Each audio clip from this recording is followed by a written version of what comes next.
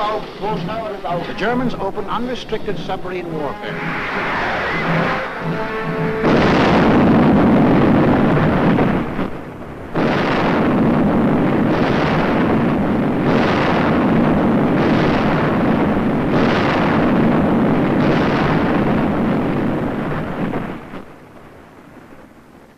If today our Navy should make secure the seas for the delivery of our munitions to Great Britain, it will render as great a service to our country and to the preservation of American freedom as it has ever rendered in all its glorious history. We want those cargoes protected. An aroused Congress repealed the entire Neutrality Act. We armed our merchants, and for the first time, they steamed into combat zones to deliver Lend-Lease. While this was going on in the Atlantic, the Japs, by a so-called agreement with the puppet government of defeated France, moved in on Indochina.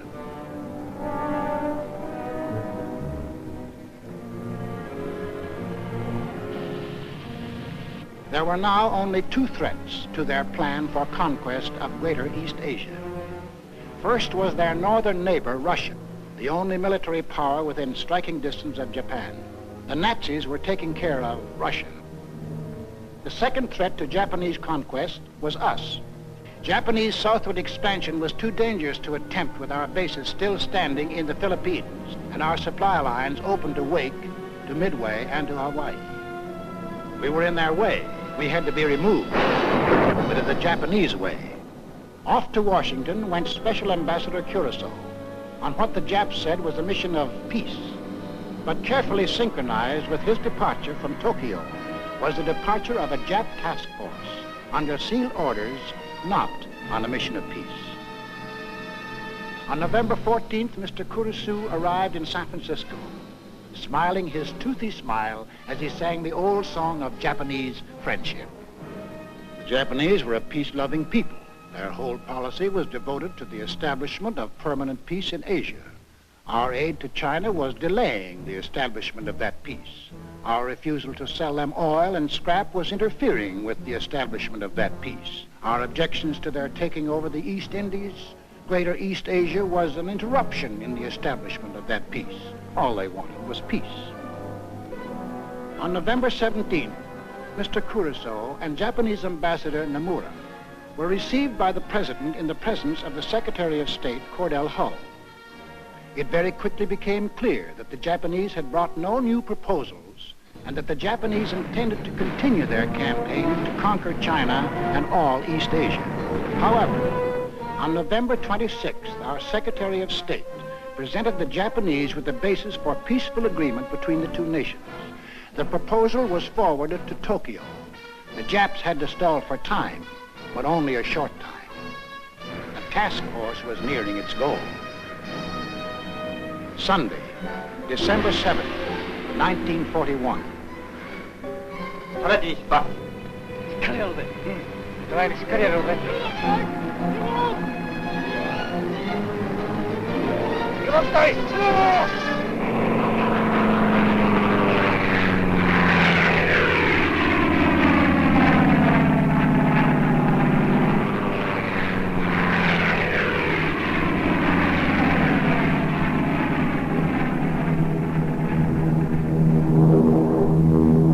"1 p.m. Eastern Standard Time. The Japanese emissaries are expected at the State Department to keep a 1 o'clock appointment they had requested in order to present their answers to our proposals. 1:05 p.m.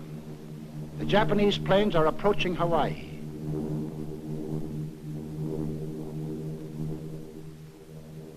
1:10 p.m. The Japanese emissaries telephoned to postpone their appointment until 1:45. 1:20 p.m.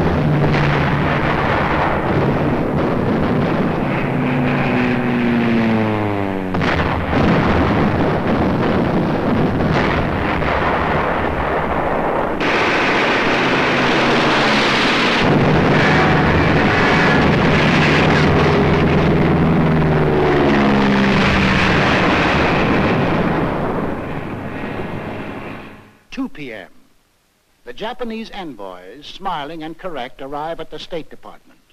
2:20 p.m.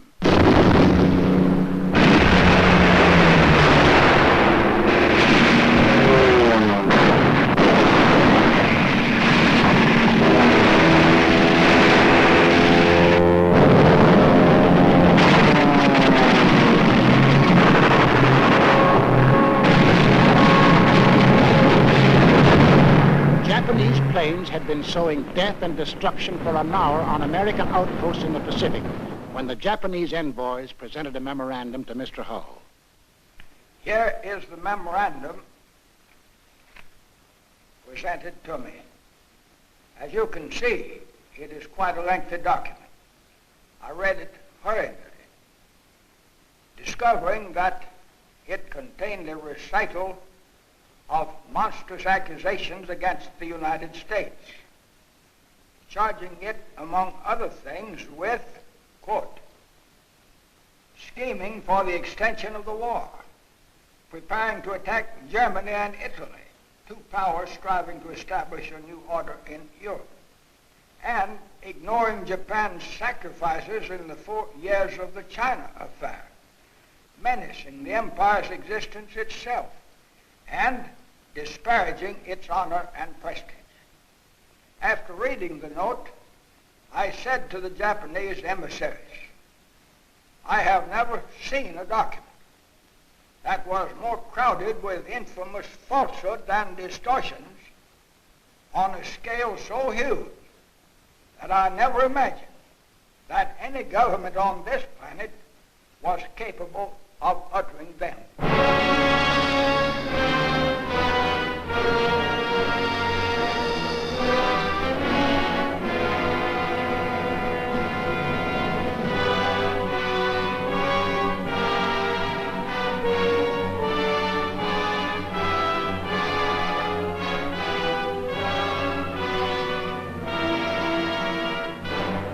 I ask that the Congress declare that since the unprovoked and dastardly attack by Japan on Sunday, December 7, 1941, a state of war has existed between the United States and the Japanese Empire.